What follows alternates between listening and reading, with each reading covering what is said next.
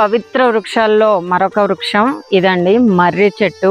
చాలా వరకు మునులు ఋషులు తపస్సు చేసింది ఈ చెట్టు కిందనే. యాక్చువల్లీ ఏంటంటే సంతానం కలగని వాళ్ళు, సంతానం కోసం వెయిట్ చేస్తున్న వాళ్ళు ఈ చెట్టు చుట్టూ ప్రదక్షిణలు కనుక చేస్తే చక్కగా సంతానం తొందరగా కలుగుతుంది అనేది నమ్మకం. ఇది త్రిమూర్తుల వృక్షం అని కూడా అంటారు. అండ్ దక్షిణామూర్తి కూడా ఈ చెట్టు కింద కూర్చొని బోధనలు చేసేవారంట. ఈ చెట్టుకి ఈరోజు మనం పూజ చేసేసుకుందాం.